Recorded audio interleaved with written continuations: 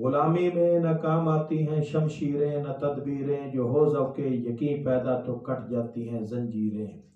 آج کا موضوع سائنسی علوم میں مسلمان سائنسدانوں کا زوال ہے۔ ایک زمانہ وہ تھا جب مسلمان سائنسدان سائنسی میدان میں عروج پر تھے۔ جب کوئی عالم دین کوئی کتاب لکھتا یا کوئی کتاب کی ٹرانسلیشن کرتا تو اس کتاب کے وزن کے برابر اس کو سونا دیا جاتا، جس سے اہل علم کے حوصلے بلند ہوتے اور وہ فکر معاش سے آزاد تھے۔ آج کل کتاب لکھنا تو دور کی بات ہے، آج تو کوئی کتاب پڑھنا بھی نہیں چاہتا۔ قرآن سورہ زمر آیت نمبر 9 میں اللہ تعالیٰ نے فرمایا ہے قُلْ هَلْ يَسْتَوِي الَّذِينَ يَعْلَمُونَ وَالَّذِينَ لَا يَعْلَمُونَ، آپ کہیے کیا علم والے اور بے علم برابر ہو سکتے ہیں؟ سورہ یونس کی آیت نمبر 101 میں اللہ تعالیٰ نے ارشاد فرمایا ہے قُلْ انظُرُوا مَاذَا فِي السَّمَاوَاتِ وَالْأَرْضِ، زمین و آسمان میں جو کچھ بھی ہے اس میں غور و فکر کیا جائے۔ پوری کائنات یعنی مظاہرہ قدرت یا مظاہرہ فطرت سے سائنسی سوچ پیدا ہوتی ہے، کیونکہ نامعلوم کو معلوم کرنا انسانی فطری خواہش اور اسی خواہش اور تجسس کے نتیجے میں سائنسی حقائق کی تلاش ہوتی ہے۔ وہ قومیں جو آسانی، عیش و عشرت اور باہمی نفاق جیسے امراض کا شکار ہو جاتی ہیں تو ان کا علم، دولت، طاقت، عظمت ختم ہو جاتی ہے۔ اور خاص طور پر بر صغیر کے مسلمانوں نے بجائے اس کے کہ وہ سائنسی میدان میں عروج حاصل کرتے اور دنیا میں اپنا نام پیدا کرتے، تو ہمارے اہل علم نے فرقہ واریت میں ایک دوسرے کو الجھا کے رکھ دیا، جس کی وجہ سے ہم سائنسی میدان میں بہت پیچھے چلے گئے۔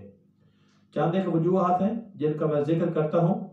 جدید ٹیکنالوجی کی کمی۔ آج کل مسلمانوں کے پاس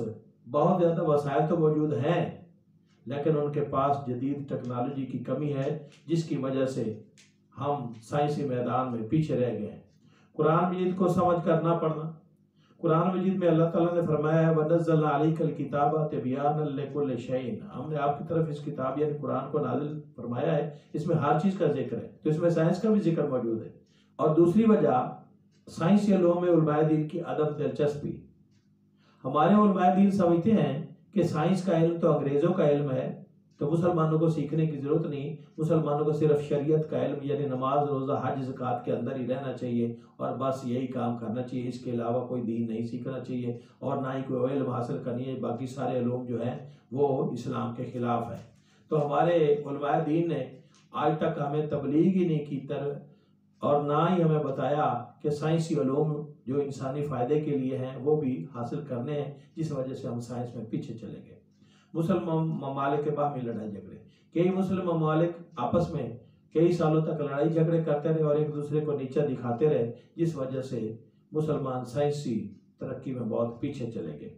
علم ورثے کی منتقلی اور مہلک حادثات، 1000 سال تک مسلمان پوری دنیا پہ حکومت کرتے رہے، لیکن ایک وقت ایسا آیا کہ انگریز مسلمانوں پر غالب آ گیا اور وہ ہماری تمام کتابیں اپنے پاس لے کے چلا گیا، یا ہماری کتابوں کو دجلہ اور فرات کے دریاؤں میں بہا دیا اور کئی اہل علم کے سر قلم کر دیے، اور اسی طرح سے بہت سے ہمارے علوم کو اپنے سائنسدانوں کے نام کر لیے اور ان کے نام بھی بدل دیے،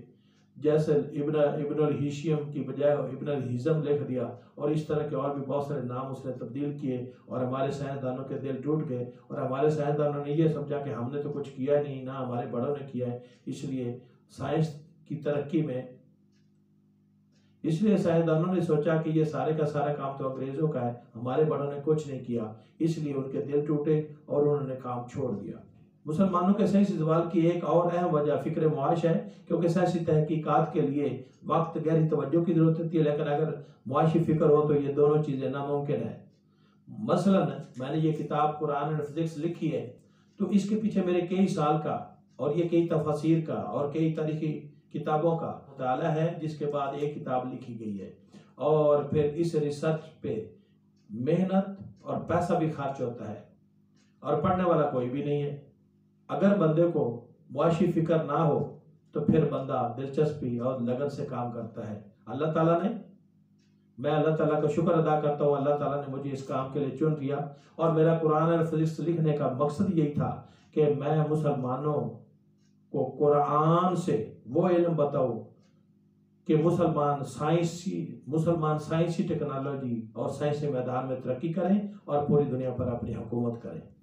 مسلمان آرام پسند ہو گئے ہیں، جیسے کووڈ-19 آیا تو انہوں نے کہا کہ دوسرے ملک کی اس کی ویکسین تیار کریں گے تو ہم وہیں سے لے کے لگا لیں گے۔ تو مسلمان سائنسدان اپنی نہ ویکسین بناتے ہیں، نہ کوئی دوائی بناتے ہیں، نہ ریسرچ کرتے ہیں۔ تو مسلمان آرام پسند ہو گئے ہیں۔ سائنسی مراکز اور سائنس لیبارٹری میں تجربات کا نہ ہونا، اسکولوں، کالجوں اور یونیورسٹیز میں باقاعدہ طور پر تجربات سلیبس میں شامل ہیں، لیکن اساتذہ پروفیسر تجربات کرواتے ہی نہیں ہیں، جس سے طلبہ کے اندر وہ شوق اور جذبہ ہی پیدا نہیں ہوتا کام کرنے کا، اور وہ ریسرچ ورک کرتے ہی نہیں ہیں، جس وجہ سے ہم سائنسی میدان میں پیچھے چلے گئے ہیں۔ ہمارے کالج یونیورسٹی کے جب پروفیسرز جب پریکٹیکلی نہیں کروائیں گے، جب خود کتابیں نہیں لکھیں گے، ریسرچ ورک نہیں کریں گے، تو پھر بچوں میں کیا شوق جذبہ پیدا ہوگا؟